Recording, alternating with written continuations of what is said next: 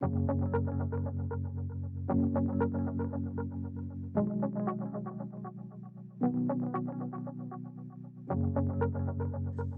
is Thanksgiving week, and our reflection on the book of Ruth naturally takes us to a table and an invitation to share a meal. I don't know what your Thanksgiving Day was like. This year, the global pandemic has thrown a curve at all of our plans. Perhaps the family gathering of food, fun, and fellowship that you had become accustomed to had been put on hold. These are strange times we're living in, not unlike those of Naomi and Ruth. After they had arrived in Bethlehem at the beginning of the barley harvest, Ruth soon discovered that God had gone ahead of her and directed her to the field belonging to Boaz to glean for food. After toiling hard in the field behind the harvesters to eke out a living for herself and for Naomi, Boaz, who, as it happened, was a kinsman of Naomi's deceased husband, extended an invitation to Ruth to join him at his table.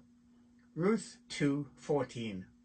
At mealtime, Boaz said to her, "Come over here, have some bread, dip it in the wine vinegar."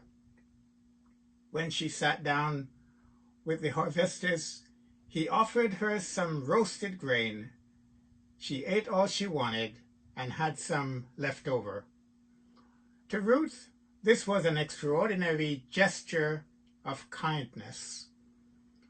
Whether in ancient times or today, the invitation to share a meal is one of the greatest gestures of family and friendship one could receive. In our society, where there is obvious discrimination against foreigners, Boaz invites Ruth to join him at his table. He extended grace to her. God's grace provided her with a people to whom she could belong. Boaz was speaking dignity over her. He wanted her to know that she was no longer defined by her past and present circumstances. She was welcome among his people. In Song of Songs, Solomon delights in God's grace shown to him when he says, "He brought me into his banqueting hall, and his banner over me is love." Boaz, the master of the field, is serving the servant. This is a picture of compassion and love. It's a picture of restored dignity. I want you to know you are not defined by some arbitrary measures. You are defined by what the Redeemer says about you. You're family. You're a child of God. In Boaz, I see a picture of Jesus humbling himself to serve all of us who are so undeserving of his grace. Verse 15, as she got up to glean, Boaz gave orders to the men, "Let her glean among the sheaves, and don't reprimand her." I want you to notice the progression of the blessing, how it is increasing in its abundance, no longer just a poor peasant picking up leftovers.